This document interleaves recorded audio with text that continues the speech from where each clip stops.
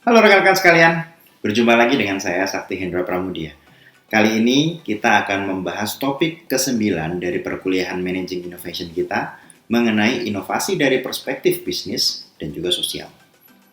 Saya berharap setelah mempelajari modul ini, rekan-rekan dapat memahami manfaat nilai dari inovasi, kemudian menjelaskan tentang hak kekayaan intelektual, kemudian menjelaskan tentang kewirausahaan sosial, dan juga memahami apa itu inovasi yang berkelanjutan.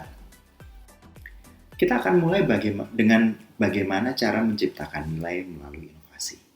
Rekan-rekan sekalian, perusahaan diharapkan mampu menangkap manfaat inovasi dan juga meminimalkan risiko inovasi yang ada. Inovasi ini berkontribusi dalam membuat perubahan ekonomi dan sosial dengan fokus pada potensi untuk pembangunan ekonomi, peningkatan layanan sosial, dan juga keberlanjutan. Nah, rekan-rekan harus pahami, saya akan memberitahu 6 kategori utama yang mendukung keberhasilan perusahaan dalam konteks penciptaan nilai melalui inovasi. Yang pertama, Anda harus fokus kepada bisnis Anda. Yang kedua adalah kemampuan beradaptasi perusahaan Anda harus bagus. Ketiga adalah perpaduan organisasi yang ada.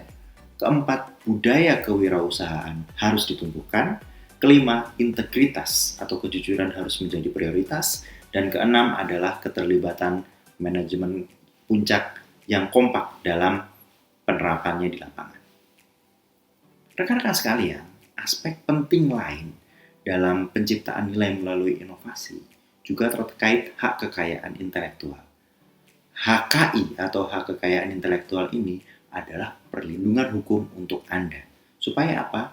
Menghindari peniruan dan penggunaan ilegal dari produk maupun jasa yang Anda tawarkan. Terdapat beberapa tipe hak kekayaan intelektual, seperti paten, hak cipta, hak desain. Kita mulai dari paten. Manfaat utama dari paten adalah Anda akan dilindungi oleh suatu perjanjian hukum, pengakuan hukum dari negara, di mana ya penemuan yang Anda miliki ini, ketika orang lain ingin meniru, harus meminta izin kepada Anda.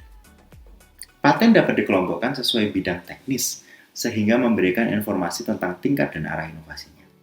Dan statistik paten terdiri dalam jumlah yang besar dan dalam rentang waktu yang sangat lama. Selain paten, ada juga hak cipta atau copyright. Copyright ini berkaitan dengan pengungkapan gagasan dan bukan gagasan itu sendiri.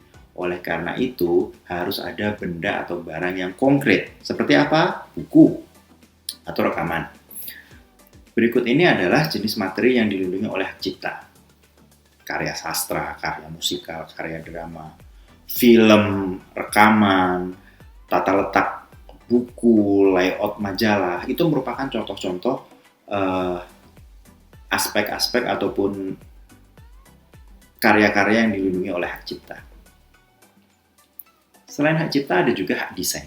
Ini mirip dengan hak cipta, tapi hanya berlaku untuk artikel 3 dimensi, baik itu konfigurasi internal atau eksternal, keseluruhan atau bagian-bagiannya, tetapi secara khusus tidak termasuk fitur integral dan fungsional seperti spare part atau suku cadang. Kita berbicara tentang blueprint sebuah rumah, blueprint sebuah gedung, ataupun blueprint sebuah mesin yang kompleks. Ya. Hak desain ini berlaku selama 10 tahun dan bisa diperpanjang sampai dengan 15 tahun jika dieksploitasi secara komersial.